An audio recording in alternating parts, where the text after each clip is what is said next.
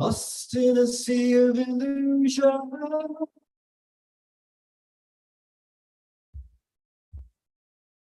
feeling so alone.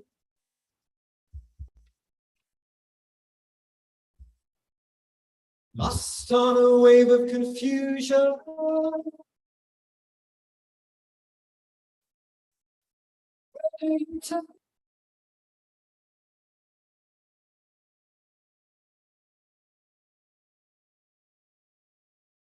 with the tide of completion.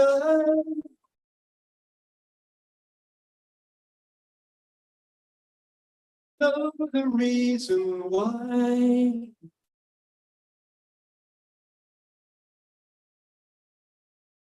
Drink in the waters of healing.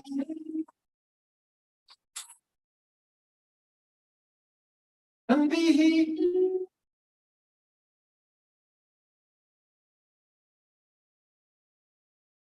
Where can we come?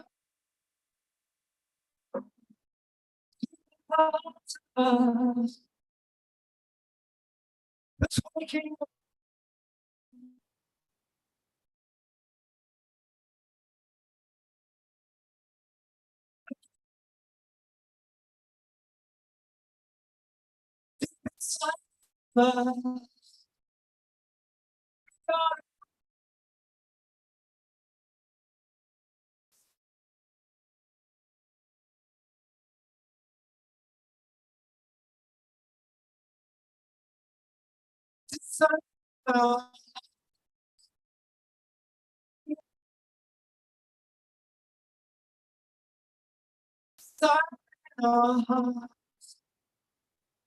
And we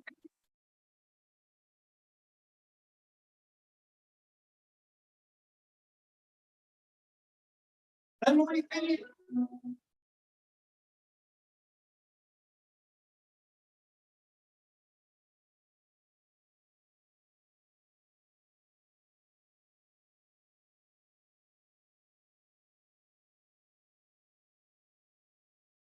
dive into the depths of your being.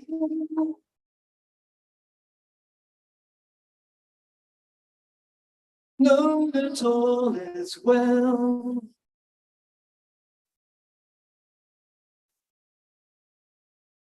Dive into the deepest ocean.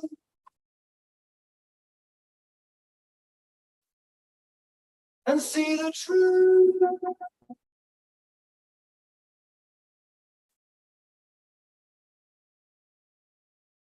Cast off the cover of darkness.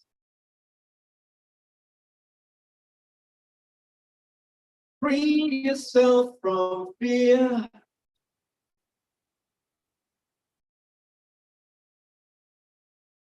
Show that you're ready and willing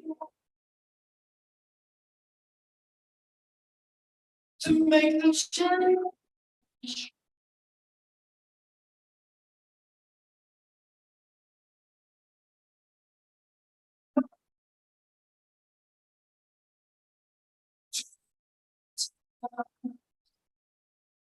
That's waking up.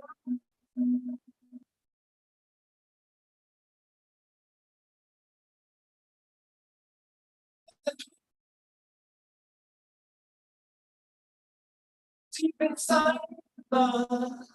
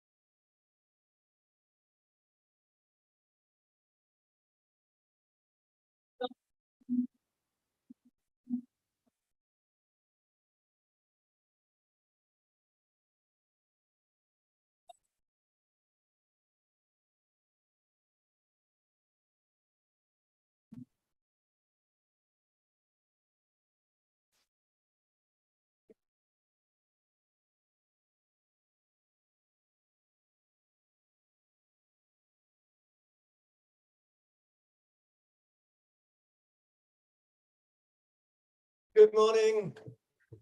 Let's hear it up from Bashar.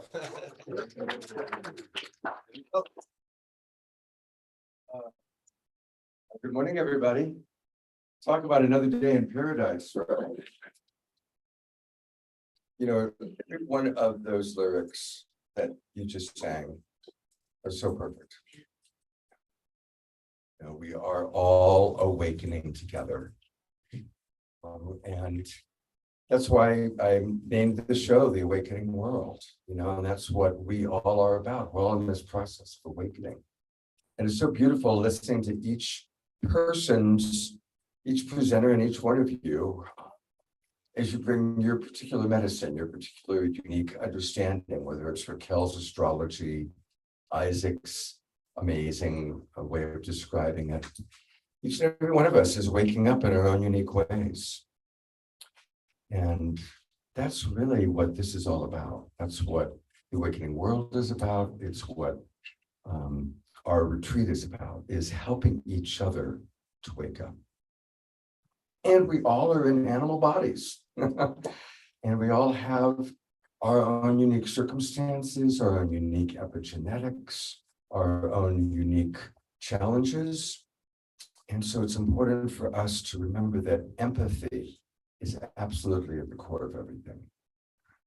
It's like we are awakening, and we need to have maximum empathy for ourselves and for each other.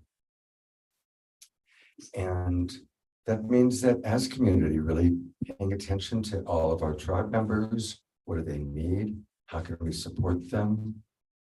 You know, because we are going to experience, and we are experiencing more and more heaven on earth. And in the external world, there's a lot of hard stuff going on. And in each of our lives, we each have our own unique challenges going on. So I just want to encourage all of us to be in the awareness of that balance, finding that balance of seeing heaven on earth as much as we possibly can. And we do that through gratitude, but also being honest about any uncomfortable feelings we're having, any challenges that we're having, and asking for support. And let's all be proactive about looking to our friends and seeing how we can support them. Let's be proactive with that. So that's my morning message. A couple of announcements, and then we'll get to a wonderful series of presentations from Debra Giusti on Ascension. We've got Connie and Andrew and Wowza doing this thing.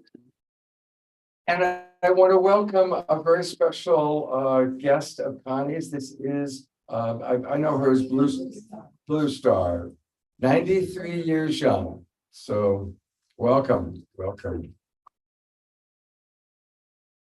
couple of other things. We still need to move cars. We won't do it now, but there's a white car in the driveway. That one definitely next break should go to the shuttle area.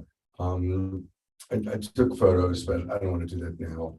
But I know it's a pain. I moved my car. It's parked in the parking lot at the school. I know it's uncomfortable. It's a pain, but it's really important that we do that. So let's when we break after Deborah and Connie and Andrew, we'll need to, can do some car moving. Karen is looking for a ride to Phoenix Airport Tuesday morning. What time is your flight? 3:33 in the afternoon. So you want to get there at like 12 noonish, 1 o'clock? There's two of them. Oh, there's two of you. Okay, great. So anyway, just put that out there. If anybody needs to go to Phoenix or would like to give them a ride, that would be pretty awesome. Also, a change in the agenda, and I just want to get people to think about this. I learned from Jerry Anderson that the hike is quite strenuous, actually, that we're talking about doing. And it probably would be too strenuous to too many of our guests here. So what we're looking at doing is maybe doing the hike on Tuesday for the people that have stuck around that are a little bit more hardy. I had 4 people ask me for Monday. Right, but well, come on up here because you described to me, describe in detail the hike. Okay. It's definitely the most strenuous hike we have here, and we'll be going through sections that the trail has not been maintained for a very long time. I went up on Wednesday and got all the dead stuff off of the trail. But it is a typical trail. There'll be times that you will do what I call 4-wheel drive, where you'll be grabbing a hold of a root or something to pull yourself up the hill as you kind of go up the hill. It is an amazing cave. It's difficult underground to tell how deep it is, but I can tell you after the first 2 or 3 turns, it's as high as this ceiling here, that there's no light from the outside after that. So you'll want to have a flashlight, a canteen, that kind of thing for the trip. Thank you. So we're not going to make a decision now, but the option is to move the hike maybe to Tuesday for the people that are still here. And on Monday, there's a woman named Peyton Tons. She's part of Soul Search, and she's doing a cacao ceremony in the late afternoon that we could participate in, or in the early evening. And we could definitely have a couple more presentations and a nice celebration dinner. So I'm kind of thinking of doing that on Monday so everybody can be involved. And then the people who really want to do the hike, take a look at Tuesday. That seems to be what might be most. Or I would do it 2 times. That's another option. Yeah, thank you, Troy. Are there any other significant announcements? Oh, you lost a debit card. So a Visa debit card, Cape Cod. Right, okay, great. So if anybody finds that. Yeah, go ahead and return it. Yes. Kitty scoop and a can of cat food. So there's somebody stole a bag of kitty scoop and cat food. Those coyotes. The coyotes might have got it. Came into the house. Right. Okay, well, we have a wonderful, wonderful day planned. So with no further ado, let's welcome Debra Giusti.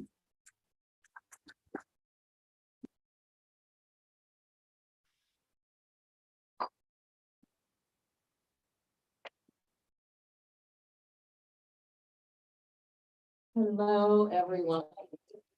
Hello, bonjour. So I'm here to talk about Ascension, which is really one of my core passions.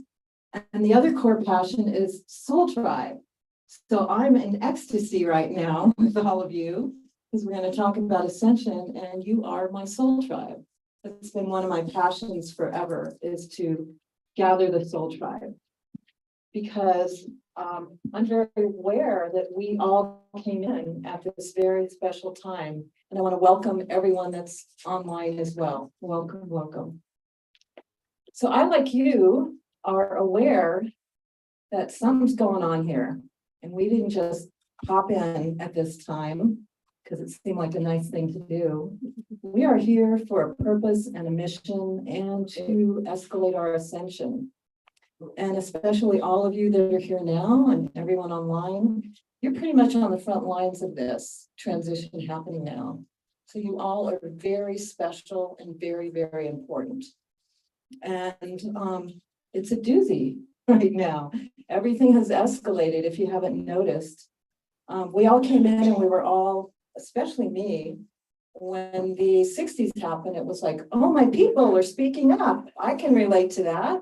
I was a teenager, but I really embraced all the evolution that was happening at that time and felt like I had purpose to bring that forward. And at that time, I started the Harmony Festival, which was a playground for consciousness, for holistic health, for spirituality, for ecology, for all those evolutions that have sort of seeped into our mainstream population now. But then 2020 happened.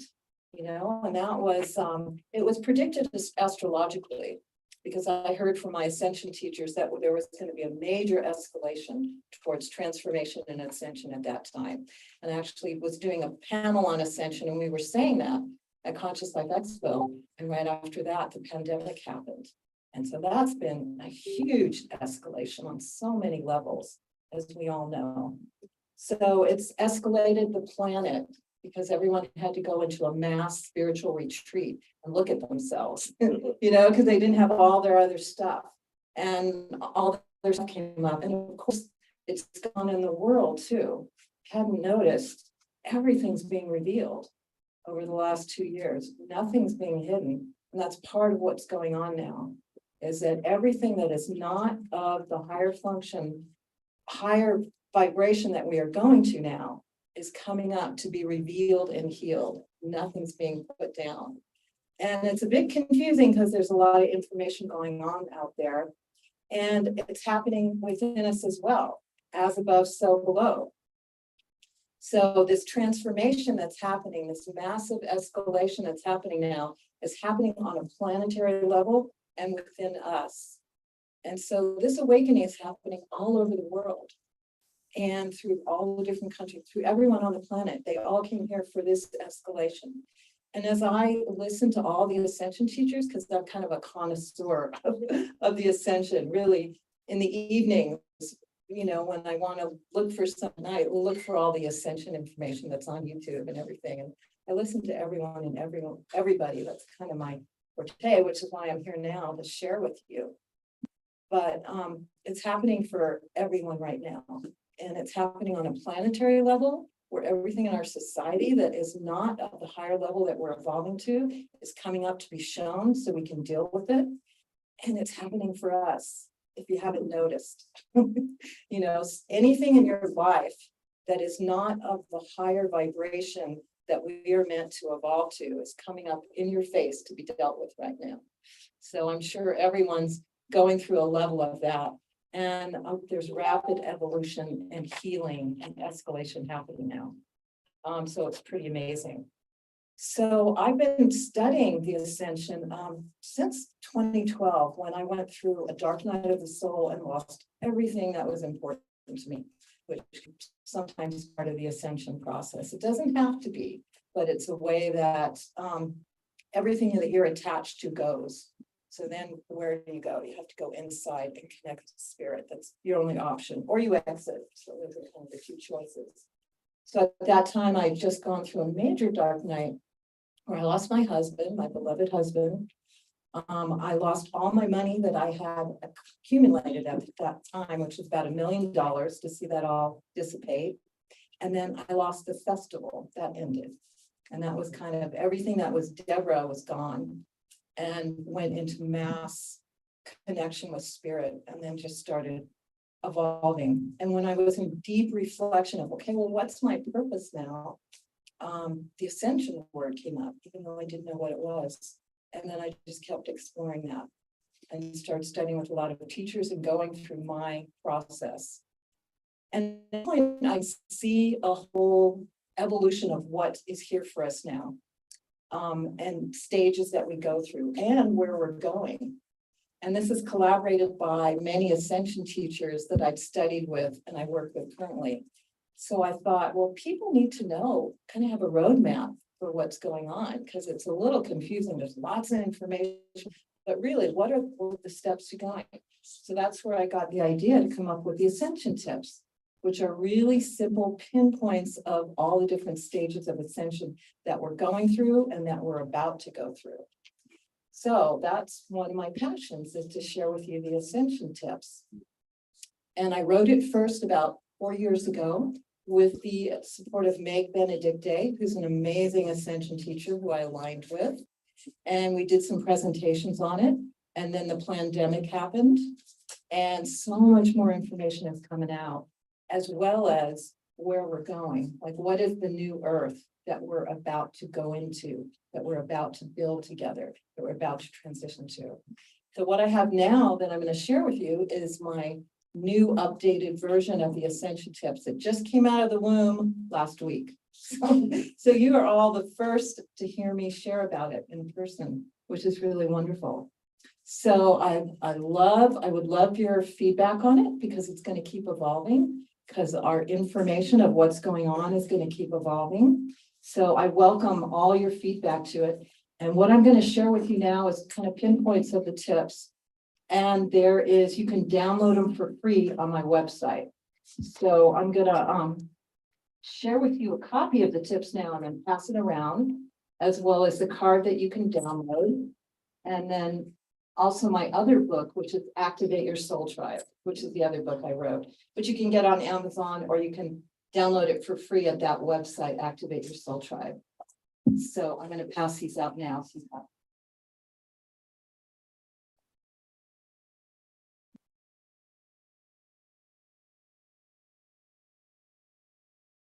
Okay, great. Yeah, I just put them on the zip side. And then one goes that side and that side. Yeah, I have one for the camera. So.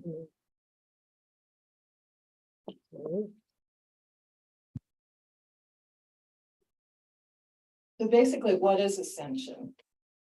So what Ascension is the escalated spiritual process that we're going through now is a quickening, because that's what's happening on the planet. The whole planet is going through ascension. What I hear from many ascension teachers is we're actually going into a section of the universe, what is called the photon belt. Are asking. And we can see it everywhere. Everything's quickening. It wasn't like this when we were children, right? Things were a little bit slower, a little bit simpler. Now it's going to a whole other level and calling you to be at a whole other level. And so it's the process that we go through, which includes deep healing. So you can heal the core wounds and everything that's of a lower vibration. So you can actually alchemically rise multidimensionally to another level of consciousness, quantum consciousness, and you can perceive and act at a whole nother level. And this is really an alchemical process that happens in your DNA that we're calling forward right now. And again, this is planetary, and there's very much the frequency of the heart is involved, and everyone on the planet is being invited to do this now, to go through the ascension. And more than ever, humanity is embracing multidimensional realities, is embracing the galactics, is embracing all kinds of things as you've seen and you perceive as you're going there. So we're all doing this together. And it's different than what happened before. Before Christ, Mary Magdalene, they would have an individual ascension, and we honored them for that. What we're talking about now is the planetary ascension, where we're all going to be able to do this together in an embodied way. This has not happened in the planet before in this way.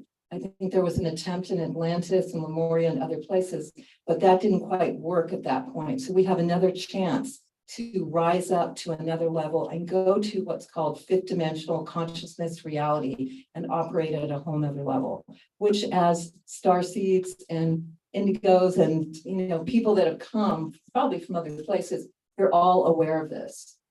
And I also want to make a note that you all know all this and we're just remembering this. So allow your memories and your knowings to come in as I share all this, because this is how it happens. We open up and we hook on to this knowing that we have, body of knowledge or memories that we have, and it will begin to open up. So the way I laid it out is there's 4 sections to this, just to make it really clear. It's like I said, Ascension for Dummies, so that we can just really understand clearly. But these are not simple concepts. And again, this is not a race. The Ascension is your own very personal journey. So take it on as your own magical mystery tour, because that's what it's like. It's like life starts to open up in whole new ways. And I'm sure you all know what I'm talking about, or you wouldn't be sitting in front of me right here. So you understand that. So the first section is the awakening. And that's where you start to realize that you're in a box, that you're in the matrix, that there's a whole lot more than what you've been told, what you understand, what you know. This may come from just all of a sudden you wake up and you start to know and have a passion for other things that are multidimensional and spiritual. Or you might have a severe near-death experience and you awaken. Or you have some other trauma. But at some point you wake up and then you start to cultivate a passion for the awakening. And then you start to draw things into your life that are of what you're trying to call for, specific teachers, specific experiences, things like that. And I'll share with you some of the tips. I have 22 tips on each category. And each tip you could spend a whole time, talking about, and they're all stages. So again, this is an overview. So don't let yourself get overwhelmed and think that you're not somewhere where you're perfect where you are. And this is to help just to key you in to all the things that are happening in your life that are part of the ascension, and also where we're going with this. So the first thing is to fully embrace it. Fully embrace your awakening and develop a passion for it. Because a passion is what attracts things in your life. I think you all know that as you've experienced with manifestation. You've got to put the passion out there and it starts to attract things. And then realize this is individual journey. even though we're all going through some things that are different, this is your journey and it's all different for everyone in all ways. But we can learn from each other, and as we do it together, we assist each other. And the more we awake other people. So we're doing it together, but it's our own personal journey. And then you've got to be prepared for a complete transformation in your life. So if you decide you're going to go on the awakening path, you can't go, oh, I think I'll be on awakening path today, but not tomorrow. It's, you got to keep going on. It's like being pregnant. You can't be pregnant one day and not the other. You're on the path and you've got to move forward to it. So you've really got to know that you're on the path. And you've got to start to open up that you are a multidimensional being, that you're way more than this human suit, and allow that awareness to come to you. And I know 3D life doesn't confirm that, but you will start to attract people and situations and happenings into your life that will confirm that. And start to embrace nature as one of your teachers and one of your healers. Nature is there to energize you and to heal you and to teach you. So going to walk with nature is really an important part of this. So you can get back and be connected with Mama Gaia and have her be your teacher, because you are ascending with her. And then you've got to have a spiritual practice. And again, it's not, oh, I think I'll meditate, and then after 3 weeks, oh, I'm kind of bored with that. No, this is like brushing your teeth.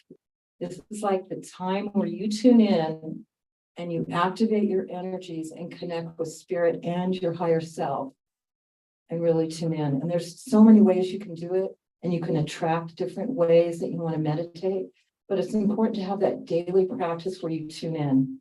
I myself do it at 4 a.m. because everyone's quiet and sleeping, and I can really tune in, and I haven't started my kind of do it brain, and that really works for me. Other people may want to do it in the evening or any special time, but create a regular meditation practice. And then you've heard this before, but this is really true. It's about raising your vibration.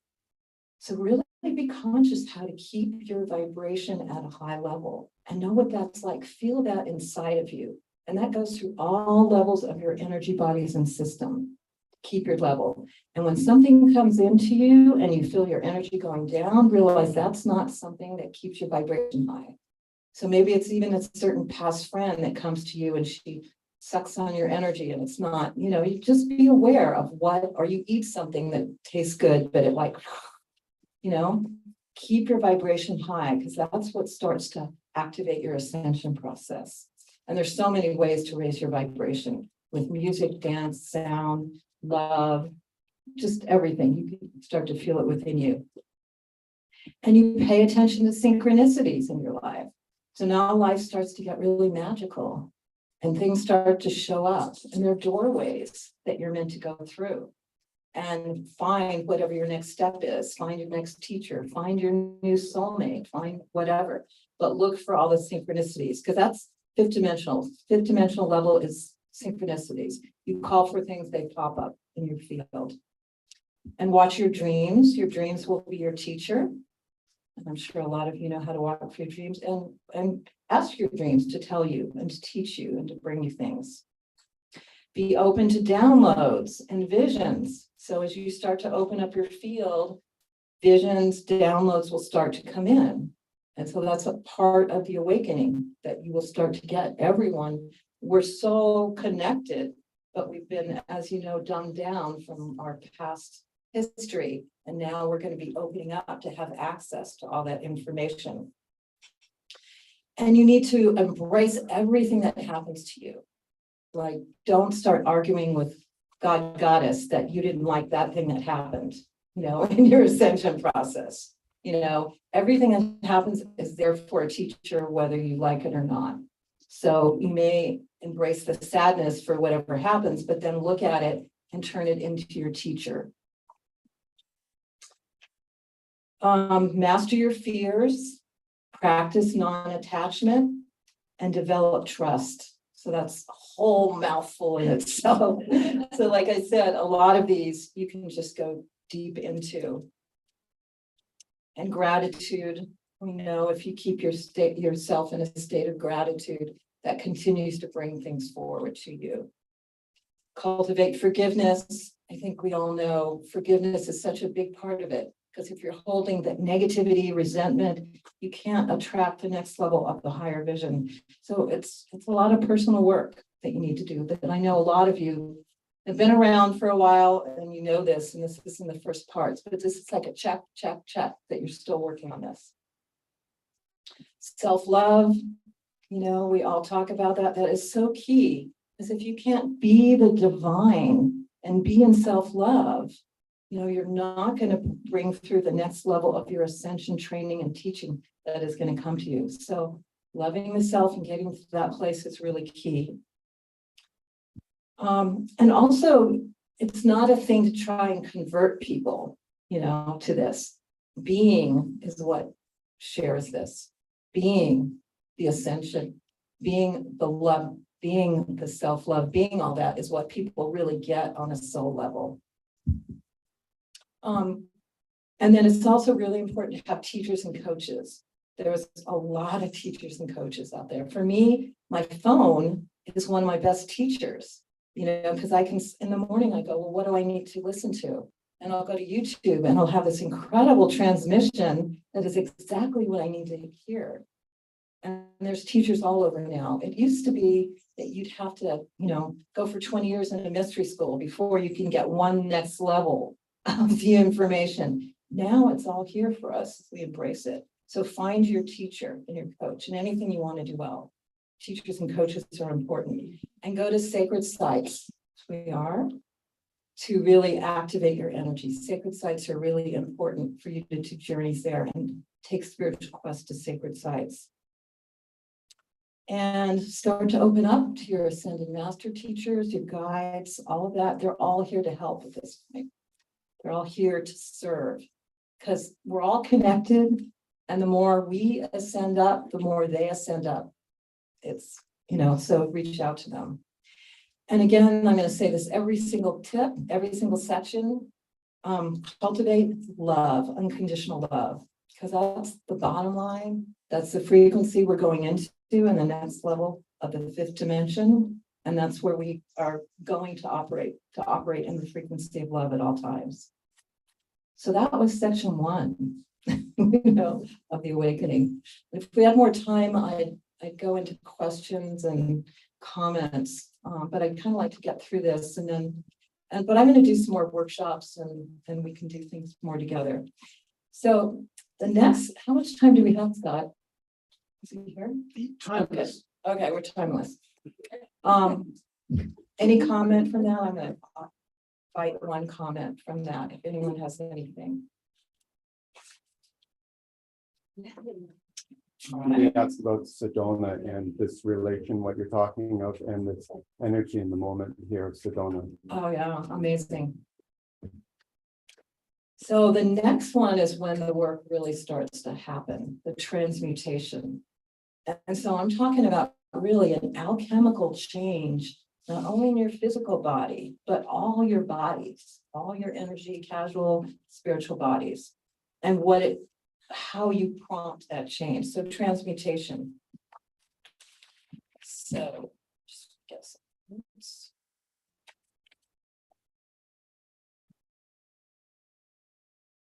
And one of the most important things is to really develop a relationship with your higher self, because your higher self is going to be your teacher and your guide on this. And that's what you can tune into, who you can tune into at any time for questions, for guidance in your meditations, to request to bring you whatever you think you need on your next step. So that's one of the keys. And again, it's not a race, it's your journey, and whatever happens to you is perfect. And all of you are, you know, especially gifted and blessed to be here now and have the consciousness you are. You can be at this retreat and be seeking all this incredible soul tribe connections now. So the first thing is to extract your energy from the global matrix program. Get your mind and your being out of just being in the 3D matrix and live outside of it in so many levels. I mean, that's what Sedona is about, so we're perfect here with that. And learn to master your energy. Don't just think of yourself as this suit, but you're really this energetic system with many energy bodies, and learn to master that in so many ways. Again, every tip is a whole thing, but I'm just planting seeds. And then learn to tame your ego and put your ego in a place that serves your soul and your higher self, not the ego running the show. I think we all know about that, but it's really to be conscious about your ego and putting it in its place. And then one of the most important things is to do your shadow work, because your shadow work and uncovering your core traumas is really, really important in this stage. And that's why we're being all called to do that on so many levels. Because if you don't go down and heal your core wounds, they will come up as you're trying to ascend. They'll come up and grab you and bring you right down and give you some story as to why you're not supposed to be flying there. So that's a big part of doing the inner work, to go to your core wounds and heal them and work with them and be aware of them. Do not live in a state of judgment.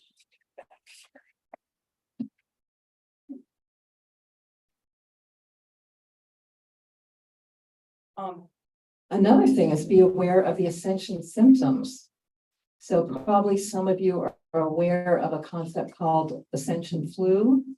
And that's because when you raise your vibration to another level, you start to detox, right? It's just like the physical body. Your energy body starts to detox emotionally and energetically. And you will start to go through all kinds of symptoms. So just know, I remember that when I started to get ascension activations, I would come up and I'd have like a day where I'd have to go down because my whole body was readjusting itself to go up to another level. So that's a whole phenomenon, this ascension. It can be some headaches or other things that you go through as you're starting to level up and starting to detox with everything. And then know that sometimes you might go through a dark night of the soul, like I did. And I heard someone share with me they've been through many. Sometimes the soul does that for reasons of releasing a lot of karma. Sometimes it does it just to get you to get on your knees and get serious, or many reasons. So embrace those challenges where things tend to, sometimes fall apart. Maybe your soul will do that to just uproot you from this hold you have in the 3D matrix. So embrace that and go through it. And when you come out on the other side, you're so free, but sometimes that's a part of it. And develop discernment, because as you go to the higher levels, you will have to develop more and more discernment of where you're supposed to be and how you're supposed to place your energy body, your system, and your focus. So discernment is a really important part. And another big one, do not live in a state of judgment. Judgment is a really low level energy. And it's mostly false, because what you judge, you only have a little piece of information of what you're judging. So you're doing all this projection with it. So judgment is a really important thing as well. And another one you're probably all aware of, heal your core negative limiting beliefs. Because ascension is really coming into your superpowerdom, expanding to levels that you don't even think. So if you have those limiting negative beliefs still in your system that somehow tell you you can't do, or you're not the divine, that's going to again stop you. So again, that's important work. And resolve any outstanding karma and complete soul contracts that you have. Connect and heal with your inner child. That's another important piece of work. I know all of us have been in personal growth work forever. And this is why we're doing that. This is why we were so compelled to go into it. So the inner child work, to let the inner child come out and not be suppressed, is really important, and let her know what she has to teach you. And then after doing all that work, the fun starts to happen. Your intuition starts to expand. and you start to operate from your intuition and use that as a sense, as you well should have. So start to really cultivate that and utilize that and test that, because at the next ascended levels, we're going to be using intuition completely. That has now been a little dumbed down and suppressed. So let that evolve and utilize and work with it. And lighten up, because it seems like it can be really serious, but it's really important to lighten up and take, laugh and be light and enjoy things.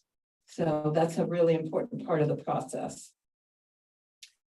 Another important thing is operate through the universal law of sovereignty and freedom, and really claim your sovereign right. As you know, with what's going on in the world, there's a lot going on with that, whereas the mass human collective is really embracing that as an understanding that needs to happen. So understand that you are sovereign and not owned or attached to anyone. Again, that's a big piece. Another big piece of the ascension is that there is so much energetic support that's happening now. There are waves coming in from the galactic universe, from many systems, that is here to up-level our frequency. And so be aware of that. And I'm sure you're hearing it in various ways. And these are actually pulses that come through, that if you're more open to it and if you more receive it, it can up-level your energy frequency. And these sometimes come in waves and sometimes happen all the time. So be aware of these pulses that come in.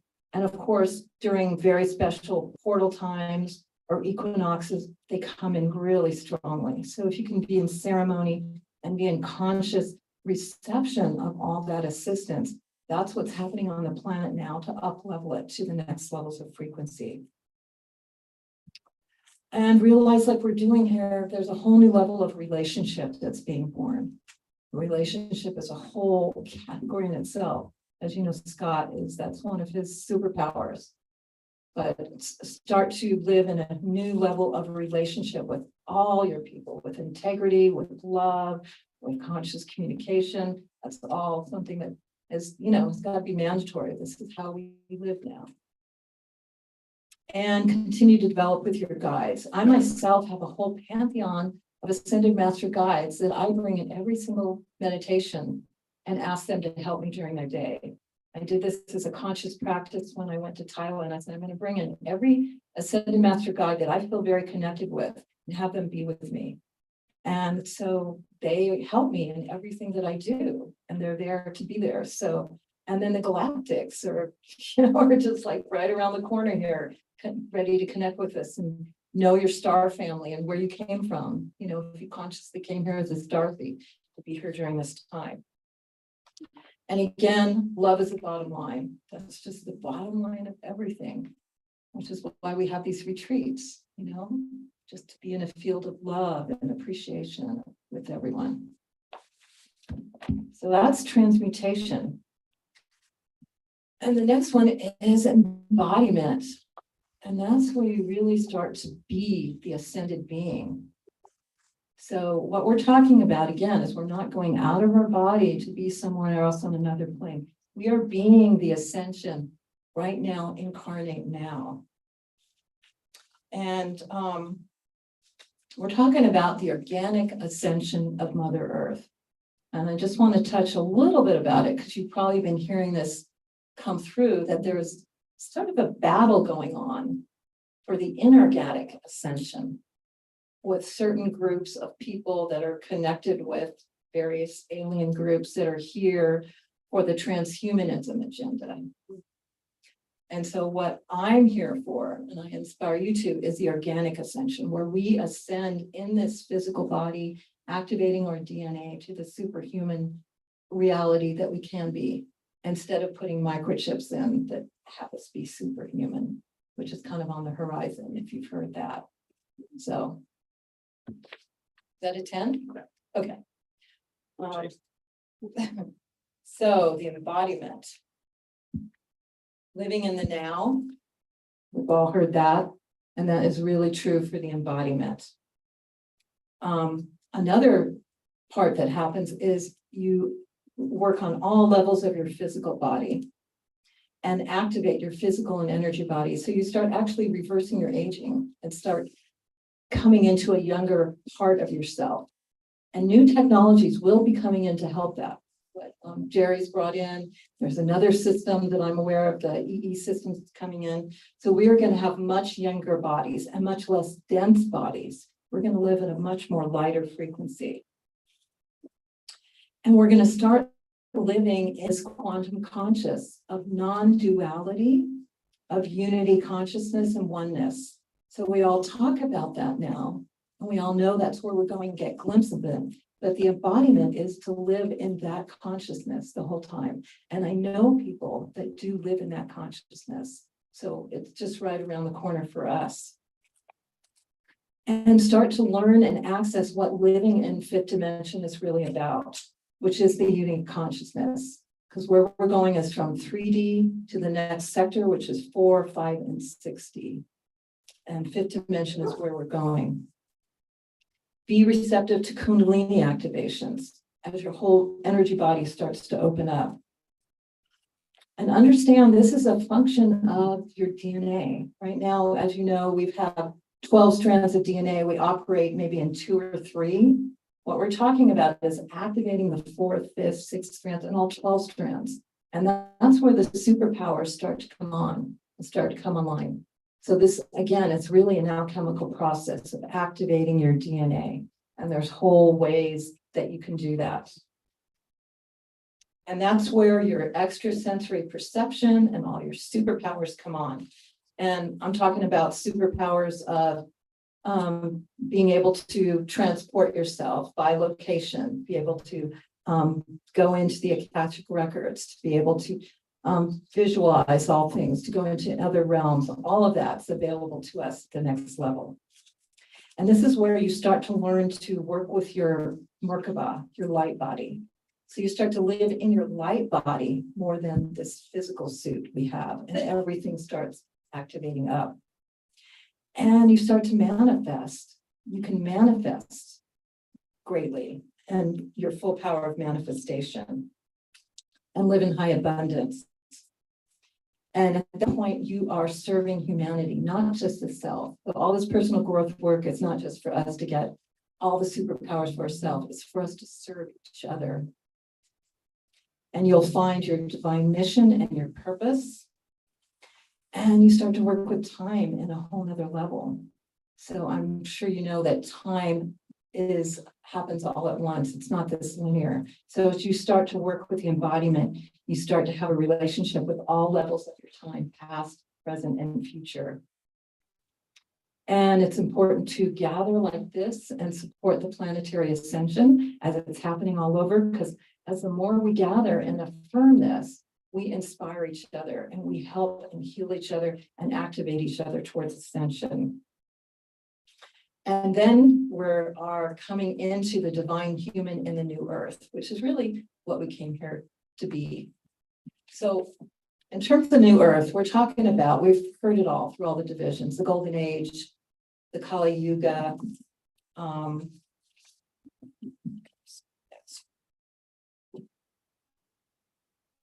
the rainbow prophecy. I mean, when we hear new earth, we go, yeah, that makes sense. Because inside we kind of know that's what we came here to create together, to birth forward for the next 1,000 years. And like I said, we've done this before in other ages, and it didn't work so well like in Atlantis, because the transhuman agenda did come in and kind of hijack what's going on. So at this point, we do have the option, we do have the potential of the organic ascension of humanity.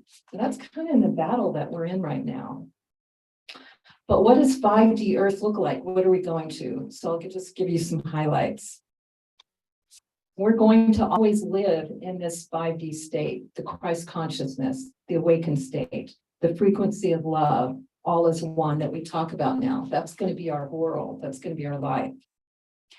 We're going to live in a much higher vibration. Things won't be so dense. It'll be much higher. You'll have access to all your memories. You know how we came in kind of pretty dumbed down? You didn't know anything. Well, in that state, you will have access to your past lives, to your future lives, to the understanding that only comes if you can bring through, you know, certain bits of understanding. So you'll have much more knowing of all that's going on. And you'll be able to instantly manifest. So that's a part of the 5D is you think it and you create it. So all that's going to be a part. And you can live multidimensionally. So you'll be able to access multidimensional realms instead of it just being something that we're aspiring to now. And we'll be able to live in and outside of time. We won't be just locked into this linear level. We're all going to communicate telepathically. So honesty and authenticity is like bottom line, because you're not going to be able to hide in lies, kind of like we do in this, some people do in this 3D earth. It's going to be all obvious and clear. Collaboration and creating dynamically is just how we're going to do it. Now it's a workshop we have. Then it's going to be how we do it. We're going to live in sacred, eco-regenerative, loving communities together. We're meant to live in tribe. We're meant to all work together and live together. We are going to have divinely aligned technologies that will help our society operate at a whole other level. As soon as we grow up in the galactics, we can have a relationship with the galactics. They're going to even more and more with us those technologies, which they are now and which are coming through now. Money's not going to be in a system that holds us hostage. You know, it's going to be a whole other level of doing it where your value is what you contribute. It's what you know is who you are instead of how much money you have in the bank and you can sit on top of the pyramid. Nature is even going to transform. It's not going to be so violent anymore. It's going to be more like the plant life is, where it just absorbs energy and then gives. Everyone's going to be in sacred community service. It's going to be how we live, kind of like the indigenous live, and we aspire to. It's going to be like that. And we're going to be participating in the galactic universe. You know, we're going to understand there's multi-civilizations out there that we can connect with and we can relate to. And we're going to become a member of that galactic community and interchange there. And there's going to be a renaissance of art and creativity, kind of like as civilizations have here once they got abundance in a new level. So what you create and how you create is going to be so much more prized and fun and together. And again, love is the bottom line. It's the love frequency that we're going to, which I know we're all aware of, but to live in that all the time and have that be our flow and our grace and our beauty and our ease. And so a lot of what I've shared here is in the tips and you can download them. And I've got a description on all the tips. I'm going to create a book as well with all the tips, with more in it, and do some workshops where we can talk about this together and really understand this together. But also I say you are all the teachers, you know, because there's a lot of people out there that are questioning now, especially what we all went through. And you guys are so much more ahead of mainstream America. So I invite you all, you know, to take this on and be teachers and help move this forward, because the more people awaken, and it is through the heart, the more people come forward, the more we all move forward and it gets easier and easier. And the children coming in now, that's another thing in the new earth. The children are going to be prized as our leaders, you know, instead of putting them through a system that dumbs them down. They're going to be encouraged to be the next leaders and come up. And that's what's happening now is all the indigos are coming forward. They are next leaders. So look to the children too, to teach us and lead the way. And there's so much more, but I think probably the 10 is almost up. So just any comments or questions before we, yeah. Do you have any information around what relationships will look like the loving relationships? I don't know, but I think it's going to be much more loving and fluid because that's kind of what we've tended to instead of being in a box of confined. I know the Palladians are much more fluid and they're operating at fifth dimensional level. So I think now the way we are opening to multi relationships, and we all relate to people as we are. In my Soul Tribe book, I kind of talk about that a bit. So it's not confined to this kind of box that our culture curtain is. And you have to be evolved to be able to operate at that loving level and be loved at all times. Which is what Scott teaches. There's a question, Dorina from Ecuador has a question for you, wanting to know if certain power spots like where we are in Sedona or all around the world increase our ascension. Does it make a difference to be in a power spot? Definitely. That was one of the tips I put. Definitely those spots are healing areas and power spots areas. And I think more and more are going to be appearing on the earth as the earth becomes more and more of a whole activation itself. So yes and no, because you can be your own activation. So if you can't get to a power spot, you're totally fine. Create a power spot by bringing people together and creating the power spot in your area. But yes, if you can go to Sedona, if you can go to the pyramids, if you can go anywhere that your heart says called, definitely. And to go with people that you love is the most exciting thing. That's my fun thing, is to go to power spots with you, with everyone, and do sacred ceremony there and really help energize and bring back your memories. I go to certain areas that I know I've had lifetimes before, like Egypt, and I bring back my memories of that lifetime. So the power spots can have all kinds of functions to activate you, bring back your memories, and take you up higher, especially with beloveds. So, but this is on ascensionnow.org. You can download the Ascension tips and ascensionnow.org, and it's on your postcards that you have there. And it's going to continue to evolve. So if you read them and there's something you want to share me, what about this tip? This isn't included, or I'm not sure if this is right. I'm open to everything because this is a learning process with all of us. And I'm going to have continued Ascension teachers look at them. And then, like I said, I'm going to evolve them to have descriptions on them. And then a book with various Ascension teachers giving their perspective on what's happening now. And so I hope the book will come out in 2023. And just continue, but find your teachers in your own world, ask your higher self to give it to you, and this will just show up in your world because it's happening so fast now. I'm sure you know that. It's really amazing. So Let's hear it for Debra. it's really good. Thank you all so much. And we'll stay tuned for the next level. We are on the path together. It's beautiful. All right. Thank you, Scott. Thank you, Debra. That was awesome. Right. And you have a nice audience watching. And yeah, I want to take a minute to acknowledge all of our friends that are watching on the live stream. We've got about a dozen people in the Zoom room, and we've got people watching on Facebook or on all the different pages. So you are all welcome, and we're sending you lots and lots of love. We're going to roll right into the next part of our program, and then we'll take our lunch break. And what can I say? It's time for some wowza. Wowza is going to get us up and going and vibrating in her unique, amazing wowza ways. Do you want a microphone, wowza?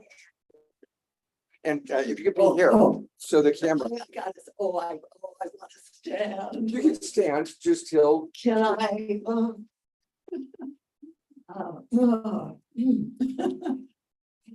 See, I need contact.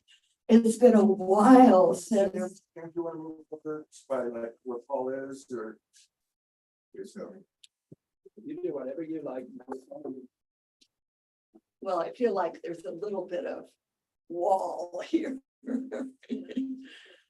So Yeah, you can go ahead, look up. I can wander a little. I've never admitted this before to a group, but it's the actual truth that my first love affair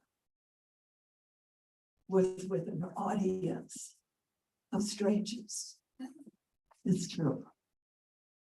It was the first time from a child, and most of us come here with a wounding.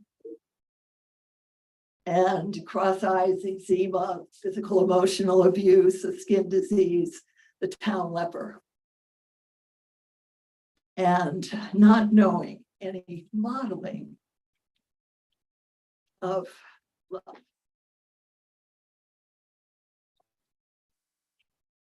So we've just been doing the best we can.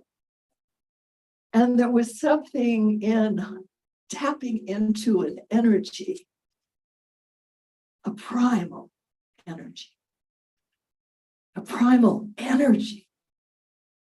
that catapulted me out of extreme inhibition into wow. I mean, whoa, what is this energy? Let me merge with you. Let me be you. I know it's possible, regardless of anything that has happened to us. And I'm feeling myself shaking. After 6 decades, leading groups all over the world, I am shaking. I am vibrating. I am exposing what most of us feel that is usually hidden. And I'm exposing, I'm revealing, I am celebrating being alive. Yes.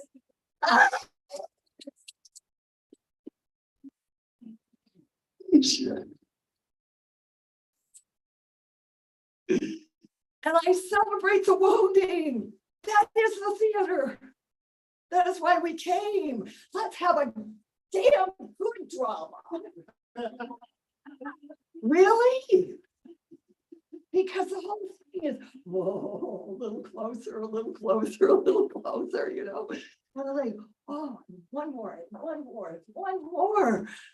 Oh, I can finally see me in you. Because there's no one, nothing. We are not. And see, is it safe? Right? We go through these little dances. Woo. And we peak and we back off and we come closer. What is all this about? How do we step into our greater self? How do we come into the big love? Through you and of seeing you as an aspect of my very being, and of you, and of you. And what's so beautiful, what's happening right now is my dear friends Connie and Andrew, last year we were doing a beautiful ceremony of Dance of Souls and of really looking at some of the, quite honestly, the caca of this drama and of bringing it into fruition so that it can be up to love. And then what is the larger, bigger self-love that we're all a part of? Ooh, ha, cha, cha, cha.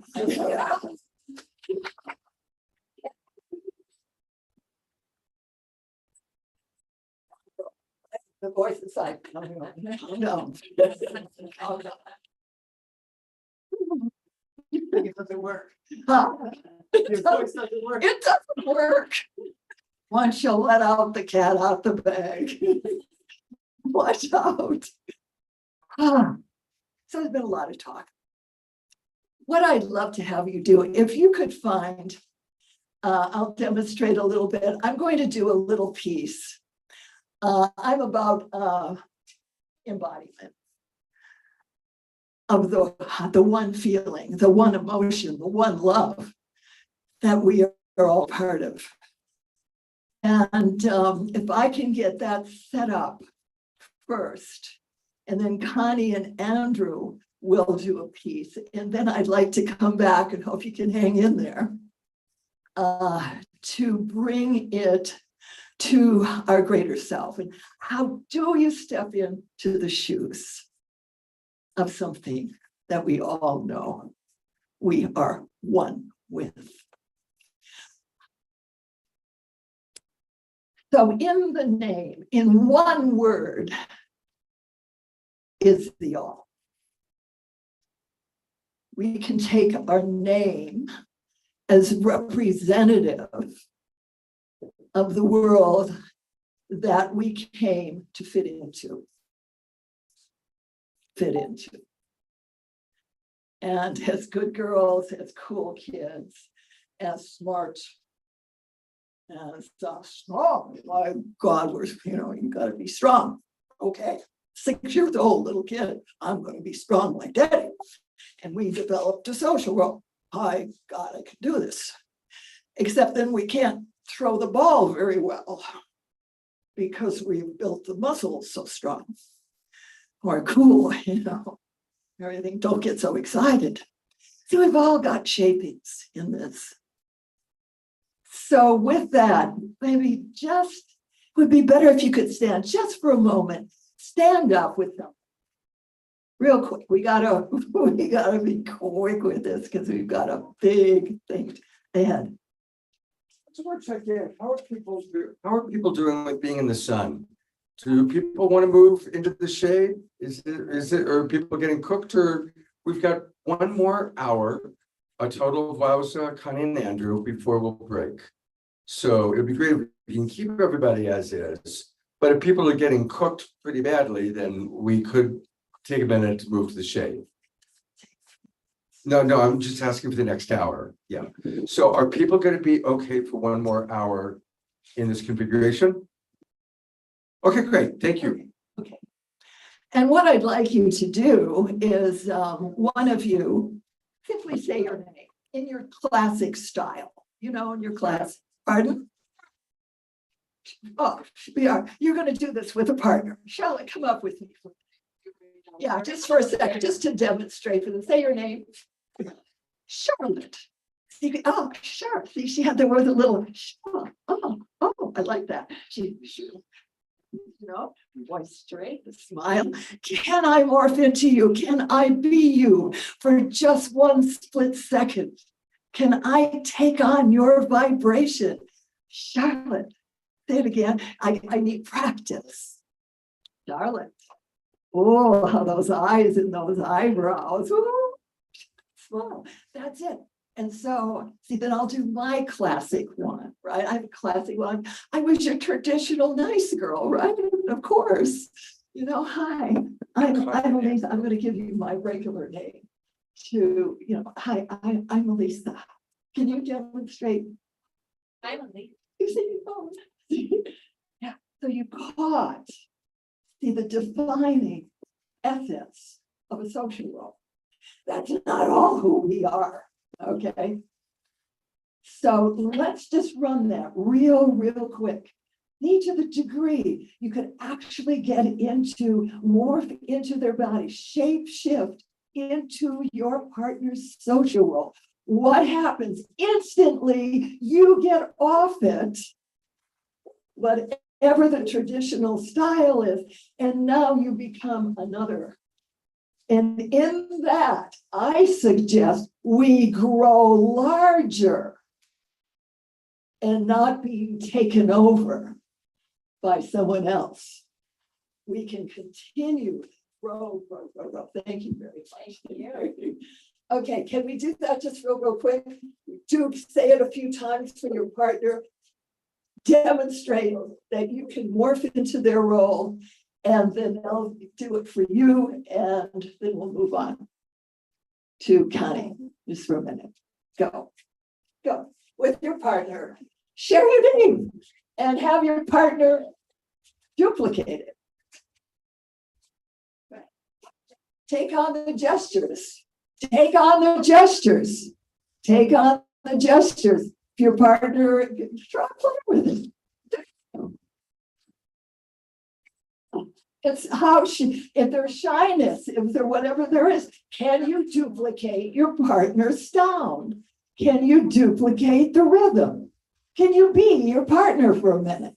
The style of your partner. Huh? So he crosses his hands to share with her. Share with her. Share your name to her and then share his name back. Become him. Okay. Great. And then you will do it for him. Now you do it for him. What's your social role? Yes. Keep playing with it a little bit. Just keep playing it with it a little. Yeah. Okay. Okay, that's all the time we have. Come back for a moment. Come back for a moment. Come back for a moment. Okay.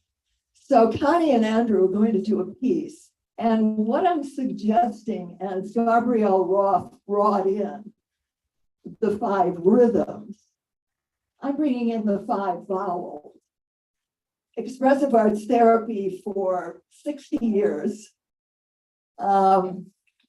History of working with people's energetic expression.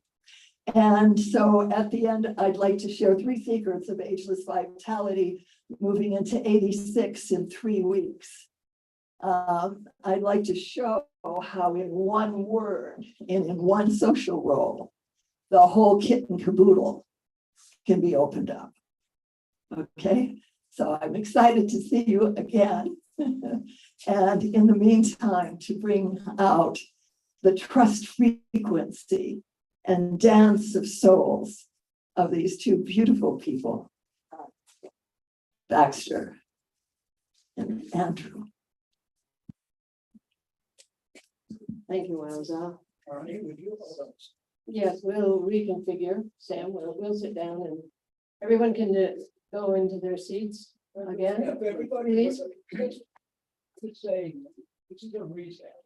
Okay, cameras, sense a little bit here, and just move and be, run so fast and dance, and more on that. But- To that.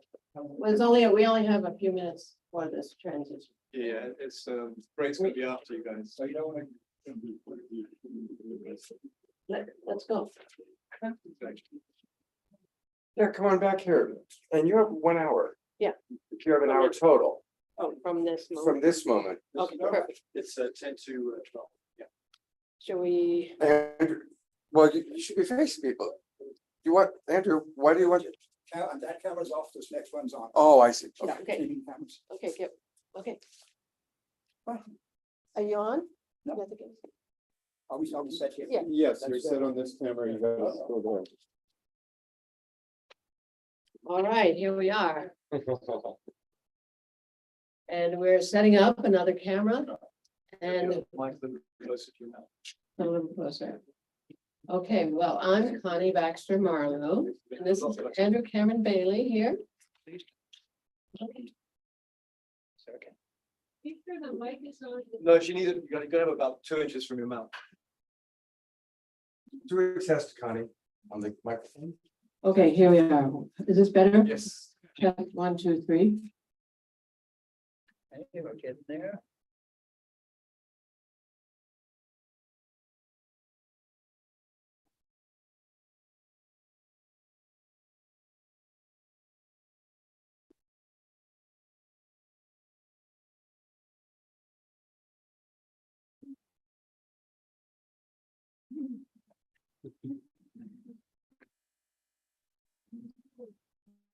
Well, while we're waiting for them to get set up, just want to let everybody know that the lunch will be ready at about 1:15.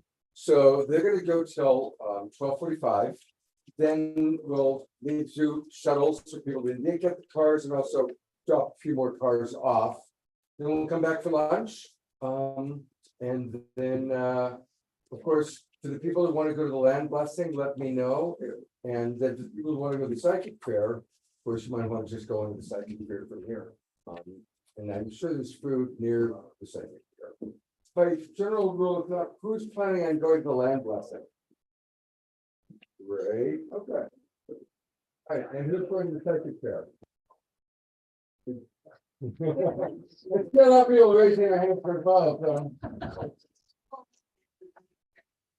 Got it, okay, good. Are you guys ready? We all rolling here. Okay, great. Connie, would you like to do this? Okay, here we are. And we're going to take you through a bit of a dance of souls in the trust of frequency. And so I hope you're ready. You've been being prepared for this, but on the past few days with this ascension knowledge that we're heading someplace very special and that the earth is moving into a higher frequency and it's supporting this ascension process. And we have work to do to keep up with her. She's calling us forth. And Debra mentioned the shadow work, that we do need to go inside and clear those parts of ourselves that we don't love yet. That job we came on the planet to do.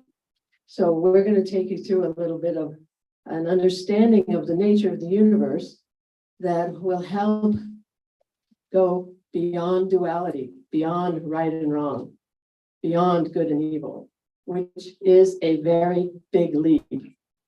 But it's the leap into the trust frequency, what we call it, because we learn that we can trust a conscious, loving, abundant universe, and that in the higher frequencies, it is an expanded reality. We've been learning this in the last few days, and Isaac spoke of unity consciousness coming through the heart and through unconditional love. But how do we love unconditionally when we don't love ourselves unconditionally? And we're going to bring you a construct on the nature of the universe that will help you understand that we came to move from victim to beloved, that we are indeed beloved, and that we promised to bring a gift to the earth, to humanity, and to the cosmos, that all of creation is awaiting that gift we promised to bring to the party, which is us, all of us. So I'm going to give a little construct, and then Andrew's going to do a meditation to help you go there. But first, I want to give you a construct on the nature of the universe that we've come to understand through indigenous cosmology and quantum science. It's a synthesis of the two. Visionary elders came into my life when I was seeking the missing pieces of the paradigm. And through them, I saw this reality. So we're just going to give it to you briefly. And that is, our definition of humanity is that we are a collection of divine, autonomous, sovereign beings who chose to incarnate on earth on our journey to wholeness, self-love, self-acceptance, alignment with our divinity, and our purpose. So we're going to ask you to take these statements we're bringing you as absolutely true. Okay, it's a huge difference to say, oh yeah, God is love, God is everything. Okay, but what about war? What about abuse? What about all those things that we call not love? Well, this construct that we're going to give you resolves that paradox. It's the huge paradox that's keeping us from moving into that higher ascension that Debra was just talking about. Because as long as we're in judgment, as long as we're in good and evil, right and wrong, we're in a lower frequency. So it's a big job, a big leap, but we're getting there. So that's our definition of humanity.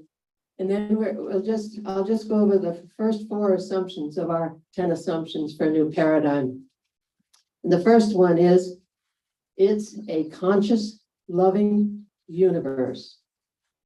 There is only love. The love of the universe is unconditional.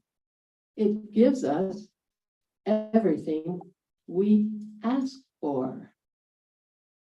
What are our requests? Our consciousness. Here are 7 A's of our consciousness, 7 aspects of our consciousness that all begin with A in one sentence that determine our vibration, therefore our frequency, therefore our reality. Okay, so here it is. With expanded awareness and accurate assumptions, we choose our attitude, consciously direct our attention, align with our highest inner promptings, take committed action, and allow the loving universe to manifest beyond our wildest dreams. Because we can't fathom what's in that frequency, because we're here in this lower vibration where all our systems and our beliefs were developed in response to a lower frequency. So no shame, no blame, no they, no conditioning, no whatever. We've been responding to a lower frequency. And now this higher frequency, this Aquarian age, is calling us forth into a higher frequency. And we have to do the work to keep up with the earth. And all of creation is awaiting the love in the human heart. So we're doing this for all of creation. We're transmuting these energies of fear, separation, and scarcity. So Andrew's now going to do a brief meditation to take you into that absolute place of there is only love. And that's love with a capital L. It's different from the love of compassion, empathy, etc., that we are showing and bringing forth through our humanity. It is the unifying force of the universe. It is, in fact, all there is. So, have at it, dear Andrew. Thank you, Connie. So this is a rare and wonderful privilege and honor to be with you, beautiful people. Wow, wow, wow. And I'm looking beyond you. You don't get to see it, but we do. We see the red rocks of Sedona, these amazing rock formations that have these mystical powers. So just be aware that you are completely surrounded by, essentially, I think we can simply call it spirit. If you possibly can, take off your shoes and socks and be grounded, because it's really important to maintain our connection. If you're on the grass, that's even better. If you're not, the concrete works. Sit as comfortably as you can with your spine as erect as possible, but not stiff, just relaxed. Just, as Bart was saying last night, it's as though you have this string that is all the way up to the center of the universe that we are suspended from. We are sort of like these dangling puppets just waving in the breeze. Let me give us a little background here. This is going to be, I think you could call this a shamanic journey. Is anybody okay with it? I mean, everybody okay with that? Is that we're going to go somewhere. We're going to go very quickly and come right back again. So don't worry about it. Your shoes will still be here. And I'm the science guy of this team, of the Connie and Andrew team. We're the authors of the trust frequency. As Connie just said, it's a synthesis, if you will, of quantum science and indigenous wisdom and just plain common sense and ancient Vedic wisdom and all of the wisdom of, it's a distillation of the wisdom of humanity, if you will. I like to think of it that way.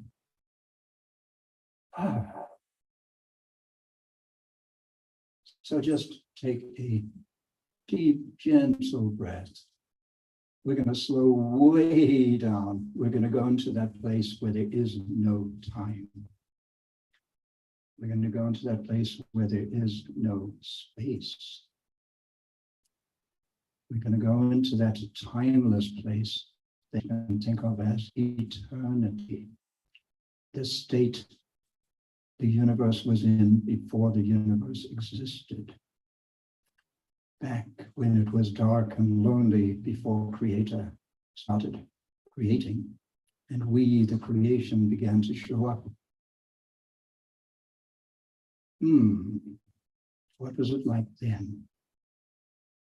Dark, cold, not a lot of fun, no company, no reflection of the beauty in the potential of that universe prior to creation. And then, pushing 14 billion years later in Earth time, here we are. There's billions of us humans on this planet, and we have separated ourselves from that original unity. When we say there's only one, we are all one, what do we mean by that? Think of this from a scientific standpoint, from a quantum physics standpoint. We are connected, we are united, and we're profoundly separated by something that might just be an illusion. There's nothing wrong with that. That's what creators do. If I'm a painter, I'm going to put my vision on this canvas, and I'm going to put this canvas on a wall in a gallery, and I'm going to walk away from it. I've separated myself from my creation. So on the big picture, I'd like to take us on a journey that I personally have only been on once myself before, and it was very recently. It was 2 weeks ago, 3 weeks ago. I had this marvelous condition called COVID, and I had a sore throat, the likes of which I just shudder to remember. I couldn't swallow anything. If I had to take a pill, it made me jump 2 feet off the floor with the pain. And we have a friend who came on the telephone and took me on a journey. And she's a science person, and she works with a quantum physicist. I don't know if any of you have heard of William Brown. Anyone aware of William? He's quite extraordinary. Remember that very simple name, William Brown. He works with Nassim Haramein, and he is the one who is getting to a description of the nature of the universe from a science, from a very rigid, not rigid, rigorous scientific perspective. So that's where I want to take us very quickly. And this friend, Maureen, took me there. And in a nutshell, it is the essence of healing. Here's the thing. In our trust frequency book, I actually say we each get our own universe. We're not necessarily all here together in one universe.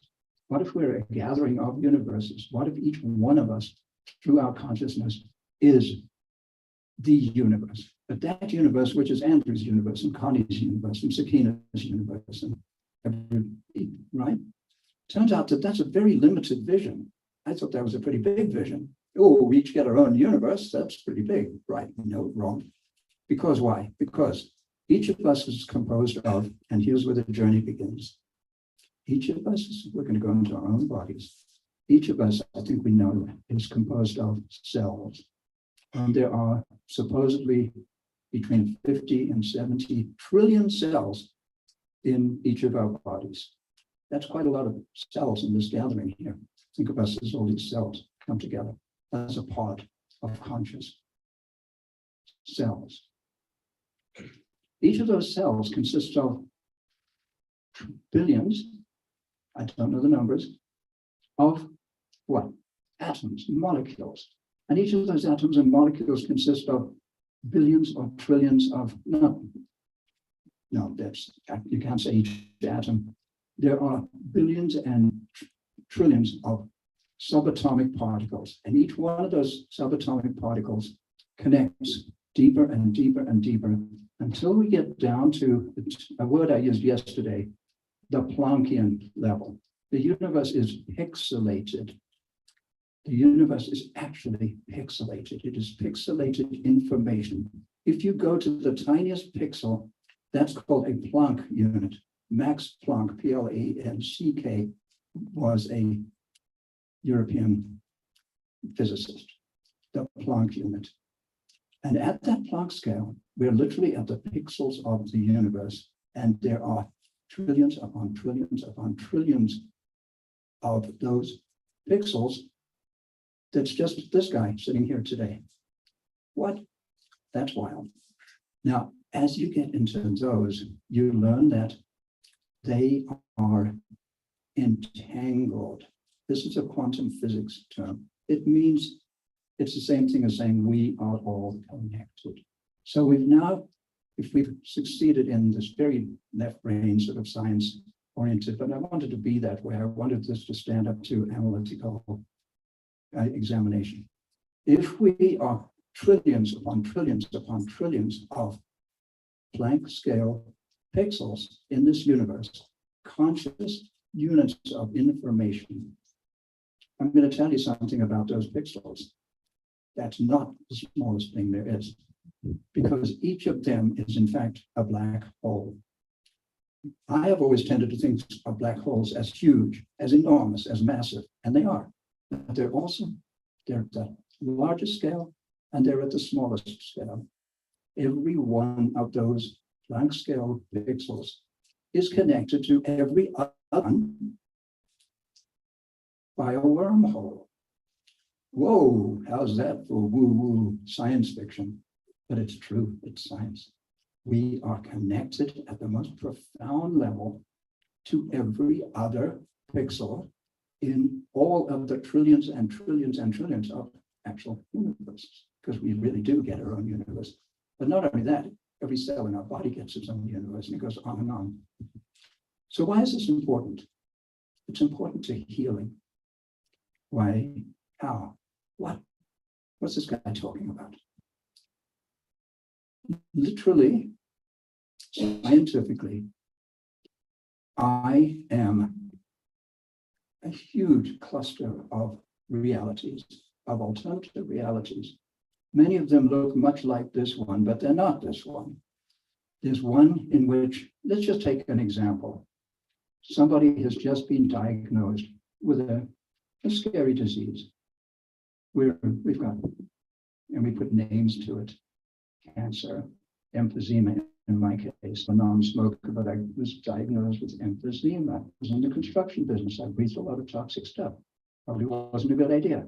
However, there are trillions upon trillions upon trillions of realities in which I do not have any diseases, none of those things that frighten us and end up making us sick and even killing us. So what an extraordinary thing that we can penetrate down into the deepest parts of the universe and find total alternatives that actually are completely free of everything we see or regard as a problem in this current life, this existence that we are habituated to. Think about that. So I'm going to give this little talk a title. I'm going to call it The Power of Agreement. We humans have agreed to be on this planet together.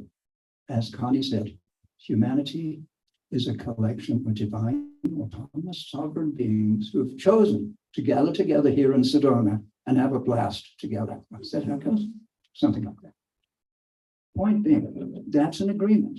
Our bodies agreed to come, the parts of our bodies agreed to stay together. This patio we're sitting on agreed to be concrete, strong enough to support us, and we wouldn't collapse into a, So there's agreements at every level of existence, all the way down to the sub-Planckian level. It's conscious, it's turtles. Here's a turtle. It's turtles all the way down. Ever heard that expression? That's what that means. It's fractal. It is the same no matter how far out you go, how far in you go. The further out you go, the further in you are. The further in you go, the further out you are. There are alternatives in which we are free, completely healthy, completely perfect to the original vision, the DNA, the blueprint of our bodies and our beings and our souls. Wow, how about that? And it's an agreement. But the agreement can only be made. I cannot heal you a healer cannot heal another person. The only person with the right, the authority to heal themselves is themselves, which is actually no different because we are actually all part of the one. There's only one self with a capital S. We call it God, we call it the universe, we call it Allah. I love that word. The Arabic word A-L-L. In English, that means all. And when I see the enormity of all, I go, ah, so I get Allah. Yep, that's what it means. So the point here is that we can heal. And we heal by knowing that we can go into a new agreement because every one of us is in relationship. And this little play shop here, so I'm being a little playful, this play shop is about relationships. It's called the Dance of Souls. What is a soul? It's a conscious pixel in the universe that is big enough to become me and you and you and you and you and you and you and you. How cool is that? And we can dance together and we have relationships with each other and we find each other and each of us is a mirror to everyone else. How sweet is that? How extraordinary is that? Ever been in love? Anyone ever looked into that mirror? You're seeing yourself. Maybe I'm a boy and it's a girl. And I've always wanted a girl. You know, somebody said they're really pretty cool, you know, and yeah. So this is fun, it's deep, it's profound, and it's about the essence of healing and why, as souls, do we come together? Why do we get into relationships? Perhaps it is so that we can heal ourselves and heal each other and get beyond the consequences of the illusion of separation. Because the consequences of the illusion of separation have resulted in a rather, from my perspective, scary world today. What? We're divided into 200 countries, nations, each with its own army and air force and navy and all this stuff. It's like, who made that up? We've constructed a rather absurd, our species, our beautiful evolving species has gone a long way down a weird road from my perspective. We created it, we can uncreate it, we can recreate it. And I think we have work to do. I think we have conscious evolution to undertake. You know that term? Yeah, our beloved Barbara Marx Hubbard. So, has anybody left the planet? Is anybody still at the subplunkian level? Or shall we invite ourselves back?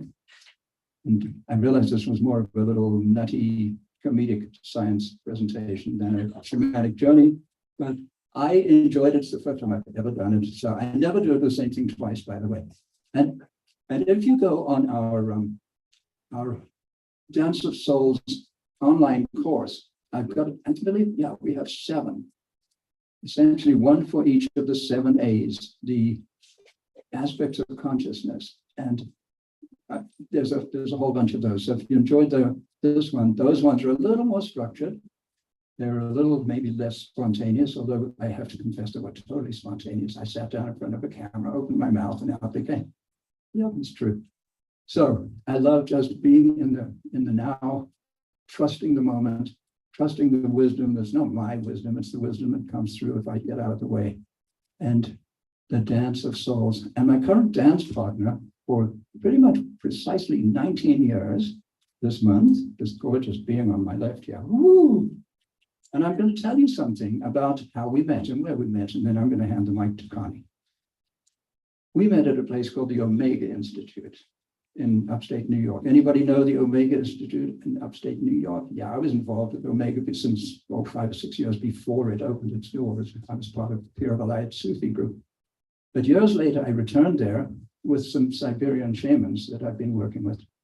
And there were about 110 participants, and there were 9, I believe, wisdom keepers. It was called what was it called?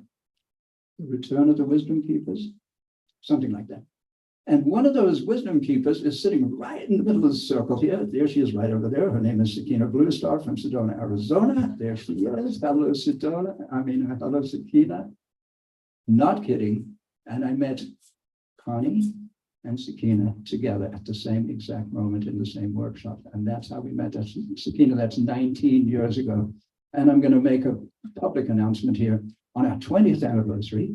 We've been engaged for 19 years, this young lady and myself. We're seriously considering tying the knot next year on our 20th anniversary. What do you think of that? So that's that. Sakina married us spiritually in the Monument Valley several years ago. So we have not been living in sin. Thank heaven for that. So any questions on that subject before we go into what is actually, it's really good to keep a playful attitude, but it's work. This is a workshop. It's also a play shop. So let's be playful, but also because, you know, we humans have manifested some uncomfortable stuff that we're not necessarily proud of. And can we change that? Can we heal ourselves psychologically? Because, you know, if we heal ourselves psychologically, the physical just follows right along behind it. So any questions? And then we'll proceed into the meat of this adventure. Okay, I think we might be ready. Are we ready? Sure. Do we dare? Yeah. Here we go. Constance Baxter Marlowe. So that was quite an adventure for us all. A very exciting adventure as science comes through for us, so our mind can align with our hearts and with the true nature of the universe and take us into that place that Debra was speaking about, into that fifth dimension. So thank you very much, Andrew, for taking us on that recently experienced journey you were on with Maureen Edwardson, who does inner resonance technology. You can check her out. It's very important work that she's doing. Would you tell what? Oh, he forgot to mention that his sore throat went away almost immediately.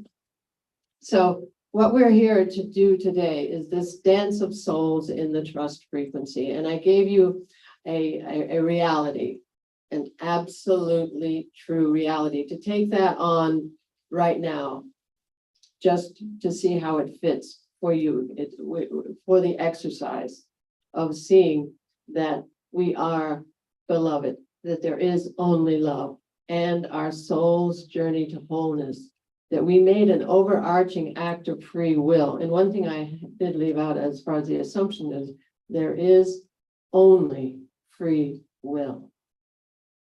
There's only love. There's only our soul's journey to wholeness. There's only free will.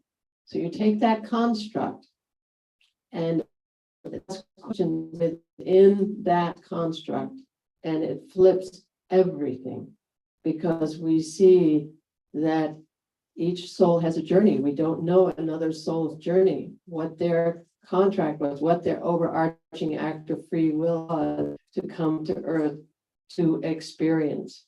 So then we have to say that whatever it is in fact a choice, a free will choice. And people who've been through extreme abuse, through extreme situations, are coming to understand that. I was just talking to Bart last night, and he's been through tremendous challenges in his life, and he knows that they in fact served him to come to where he is today and to bring his gift to the world. And I figure a lot of you have been through a lot of circumstances and are feeling that way. And once we get out of the victim consciousness and just know that it has to do with the promise we made to come to planet Earth and bring the gift of us, all of us, not just the parts we want the world to see, not just the parts that society said, oh yeah, show up, and if you're smart enough, and if you're good enough, you will succeed. Well, that led us to hiding aspects of ourselves that we don't love yet. So that's our journey. We came in we chose our families, we chose our circumstances, we put certain circumstances even through a filter to get the wounds we needed to take in that we would process through our lifetime. We would take these in childhood, and we would feel victimized. We would feel, oh, I'm not okay. I'm less than. I'm stupid. I'm this, I'm that. Those things that work we came on the planet to do. And we put a mask over that, a beautiful mask. Oh yeah, I'm gonna do well in school, even though I know I'm really stupid, but I'm gonna do well in school. I'll show up, they'll think I'm smart, and I'll get a job, and everything will be fine. Oh no, that's because we told the loving universe, take me on my soul's journey to wholeness. So the loving universe shows up and in the form of relationships. Those relationships we can't get away from. Our parents, our siblings, our teachers, our bosses. We can't get away from those relationships so easily. They've come to show us the parts of ourselves we love, our light, and our shadow. So, in fact, we must take things personally. Sorry about that, Don Miguel Ruiz, but there's another level of looking at all this, and that is we wrote the script. Others are showing up with the script we've written. Our souls are magnetizing behaviors in others and circumstances because we gave an arching act of will. We said, universe, do this. I came to love all of myself. And that's key in everything that's being said in these last couple of days to get to that place Isaac was talking about of unconditional love for others. We can't get there as long as we feel less than. And that less than encompasses all manner of whatever it is we feel that we're not adequate. We shouldn't be here. What, I've been abandoned. Yeah, I've been abandoned. Why? Because I'm not good enough. I shouldn't be here. Well, that's a violation of our agreement with spirit to bring the essence of who we are to the party. It's a gift to the party, and it's all of us. So we're going to manifest behaviors in others to show us our light and our shadow. So it's not them. We try to put it on them. It's about us. What? Oh, you made me feel stupid. Oh, well, thank you very much. I must feel stupid. Thank you very much. We move to gratitude from blame and shame of others. We move to gratitude and we do the work because that's the calling now. That's the Aquarian energy that we've got to keep up with the earth. If we want to do this thing that Debra's talking about, and she mentioned it all, but it's hands-on. We've got to do the work, and it is about us. So, what we have the mask that we put on. So, and it served us very well. Our ego, our wonderful ego, it did it. It got us here. We're all alive. We're still here. We're smiling. We're on the journey.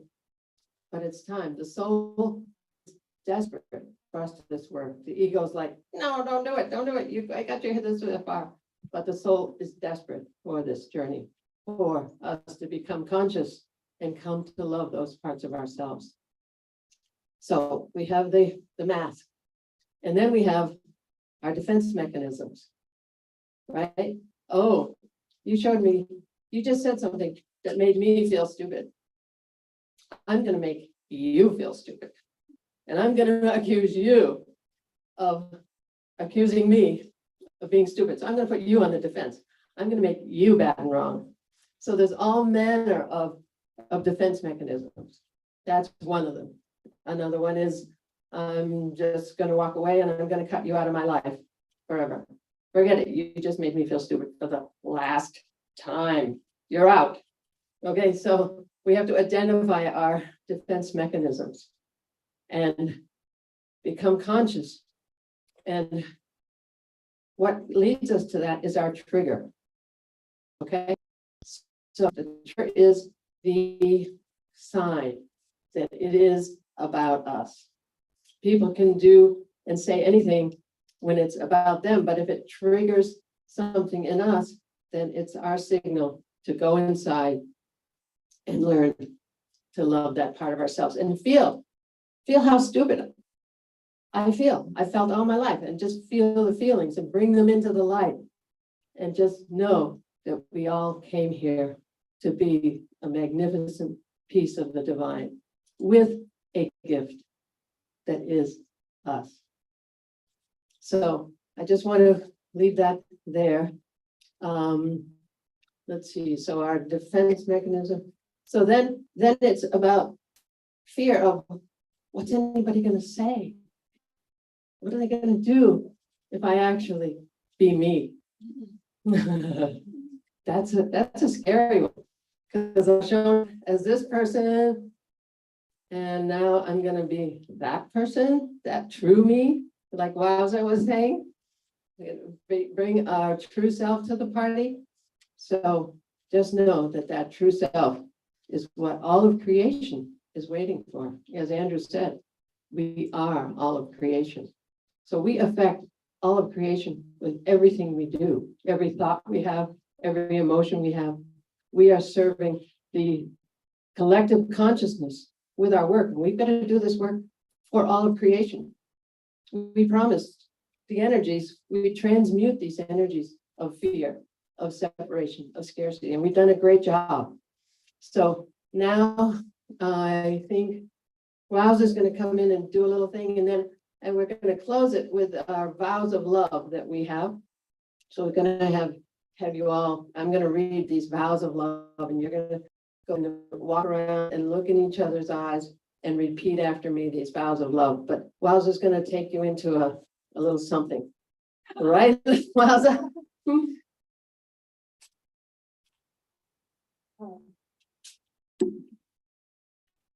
Well, in the saying of our name, you might have noticed, again, little things like maybe pulling in the chest a little bit, or sometimes the shoulders have been a great protection. Sometimes we've had to rise above it and present an image of something outstanding. And we know that there's something so much more than the roles we play. And so if I could have your attention for a moment of 5 portals, and these 5 portals are definitely the secrets of my personal ageless vitality and a way to catapult out of the box into a whole new world of expression. Can I have an am? Yeah. And I mean, yeah. Yeah. Yeah. I mean, yeah. I mean, if we take one of those last, what do they call it? Right? See the power open up to the passion, right? The passion of her, a primal energy, the sexual, the sensual. That us. And then as the hourglass moves, let's say up to the top, how to open up, I mean, the biggest barrier of head-centric expression, right?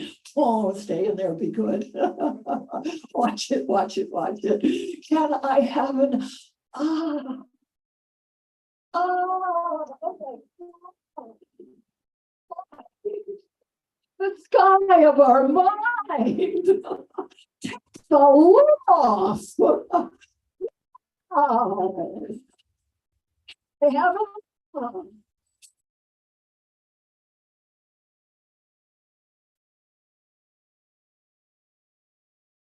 for the skin.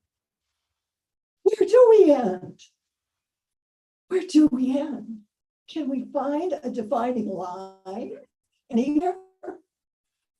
And then out of that, what's in the contrast of these two extremes? We have the great, the soul, the solar plexus. Can I have it?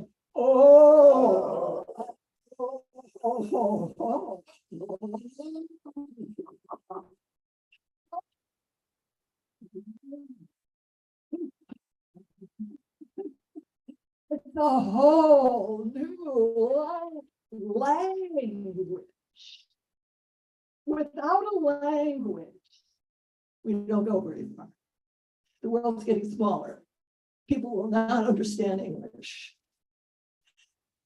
The vowelings of that name of yours, if I take a leap, but I want to finish, how to bring it all together. First, we have to see this opens up the sky of our mind. The air opens us up to the earth. The O covers all bases.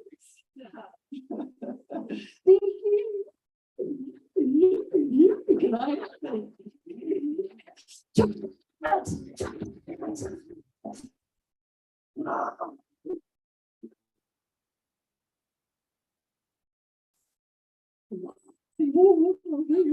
We got a language that brings it in the ooh.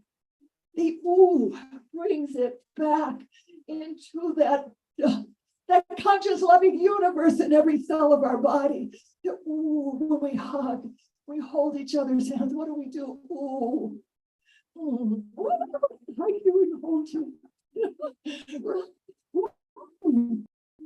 Now see the the o, the ooh, the wah. You can't forget, see the blood and guts. Can't wait. So when I go back to Elisa, hi, I'm Elisa, right? That one. I could walk my whole life as that little girl that got razor straps and cross eyes and eczema over half my body. The town leper, right? And a little quiver in my voice. Just imagine. But instead, the give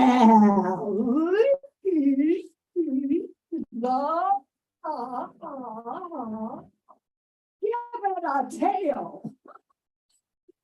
If you play with your name right now, we have very little time to come into a conscious, loving universe, and these beautiful people we're talking about.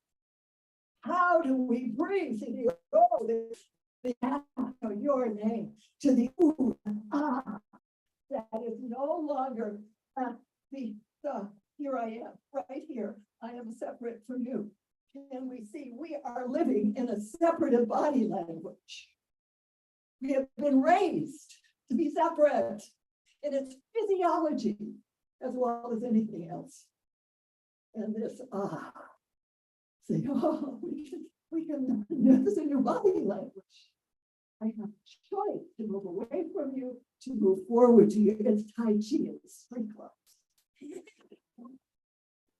It's all a fluidity of being with lots of tails that can move us through hell and high water. Just for a moment, say your names out loud, just let a chorus come out. Your name, extend the right?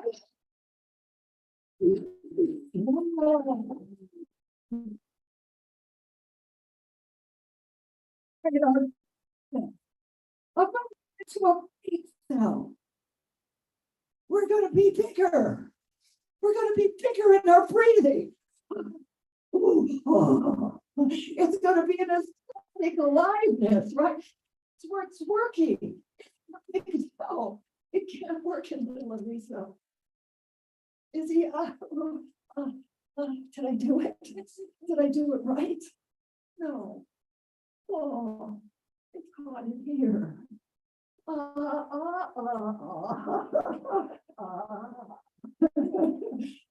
one pair of eyes. Oh. So I give you this portal. Oh. And out of that, can we stand, because they're going to be moving with the great love frequencies for a moment. Oh. Ah. Can we just call an echo? Can I have a oh, yeah. See, can we look, see? Oh my God, I see you. I see you. I see you. How many times have we done that? What's it go? Oh, come on. Let's move. Oh, just, can we, now, this is the whole pre-verbal language of our feeling nature. Hi. Hi. Hey.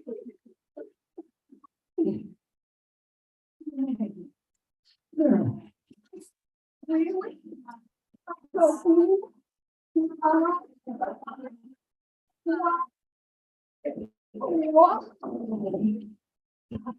There's only you. There's no one ever in the whole world that is you. He's not allow you.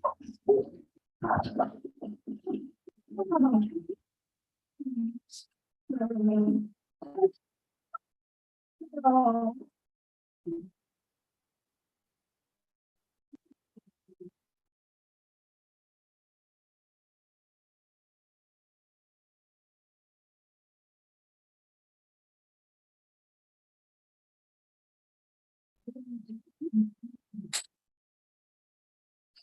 Terrible feeling. We don't have to use the word anymore. Oh.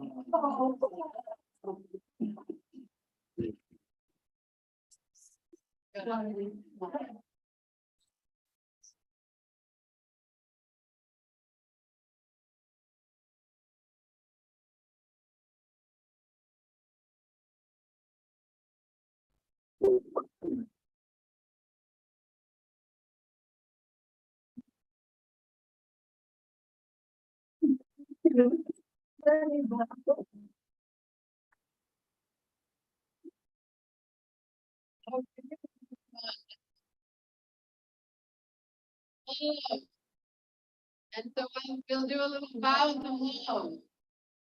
And we'll just carry on, and we'll just wander around and look in each other's eyes and repeat after me these vows of love. Here we are. Okay. I will faithfully. Hello. We're going to do these vows of love. I will faithfully reflect the light and beauty that is in your heart. Now, come around and look in each other's eyes and say this to each, and just keep rotating. I will also mirror for you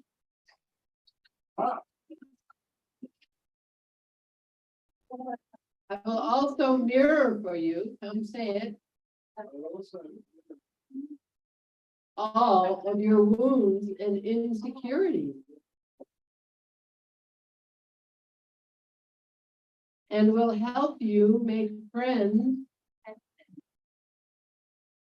with your shadow. Self you do not yet love.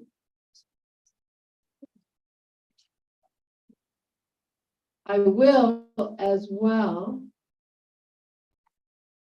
thank you and honor you for mirroring for me the parts of myself that I cannot see. Each time I try to blame and judge you, I will remind myself to look inside and articulate and bring into the light my shadow side that you have shown me. I realize that by entering into a relationship with you, I have agreed to walk with you into deep unconscious levels on the journey to wholeness. If at any time we decide to end this relationship, I recognize that it will be because we have served each other's growth as best we can. I look forward to the day when the fruit of our time together will have ripened through the many seasons of our relationship. Now, for a big hug.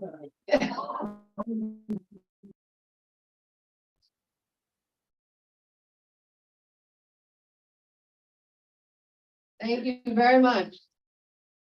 We proceed together on the journey to wholeness. May we each show each other our light and our shadow, and do that shadow work and bring all of ourselves to the party. That promise we made to all of creation. Thank you very much.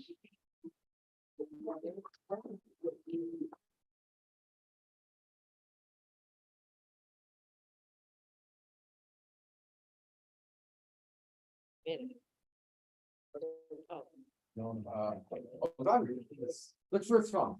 Hey, everybody, before we break, we're gonna have one more Omashar song. And that's gonna be kind of a fun way, and then we'll take our lunch break. And remember, again, we really gotta move cars.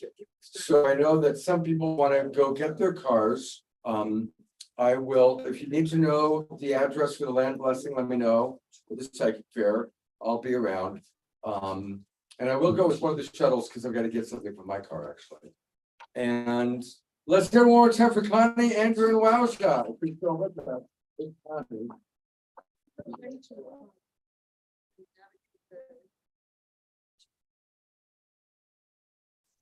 Yeah, I mean, who's driving to Larisa? Let's see, people who are driving to Larisa. Okay, so right there, take a look. So there are two cars that are going to be going. So if you want to go to Larisa's, talk with one of Christine and Charlotte. Charlotte and Jennifer. I knew for a moment. All right. Are you ready, brother? So we will close out our session here, and this will be the end of our live stream with Omashar. All things begin and end with Omashar. But we'll be back on the Awakening World at 6 p.m. with Dannion Brinkley and Larisa Stow and Carolyn Hauser and the Swami from the Land Blessing. Take it away, Omashar. Move. Yeah, moving down, everybody.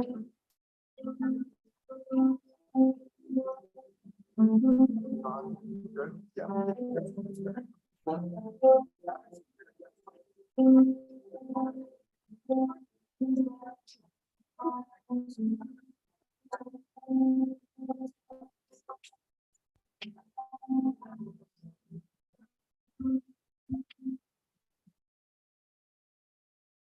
What more could I be than what I am? Though it's taken time, it's felt from behind. So open your heart to dance along. I'm thinking it's time to stop that same old song.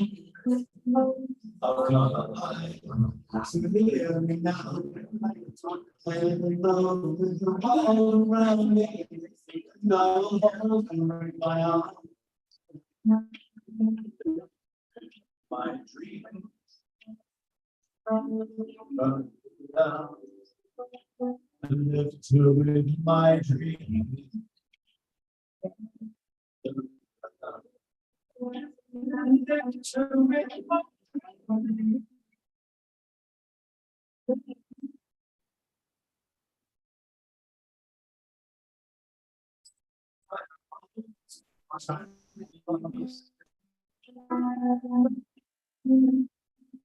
I've traveled for time to see you cry.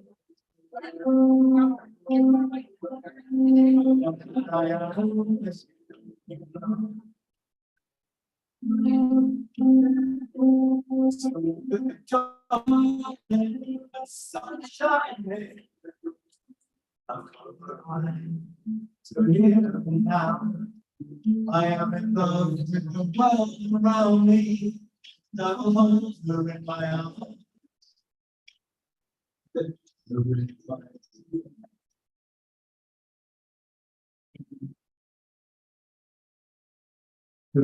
My dream.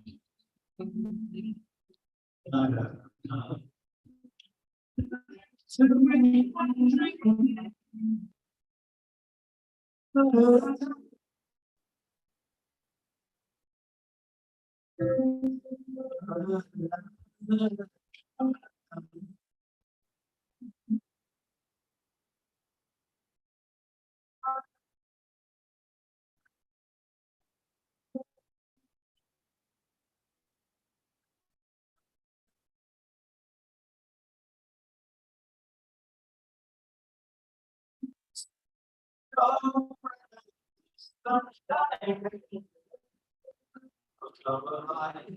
so here we now. I am in love with the world around me. I will hold her in my arms.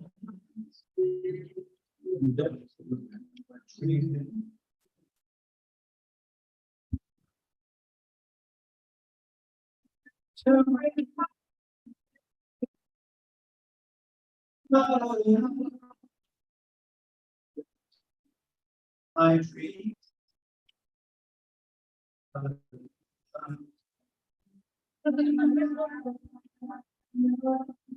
gonna be who I am.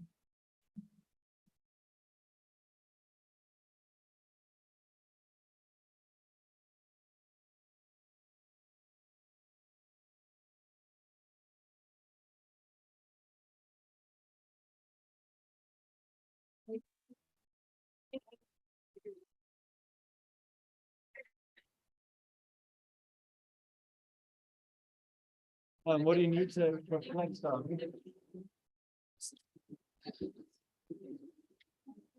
What do you need?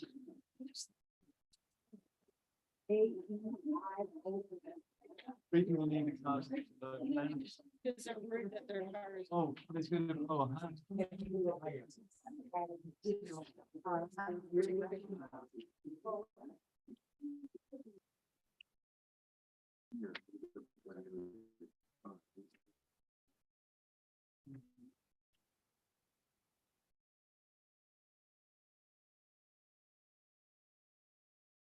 Hey, everybody.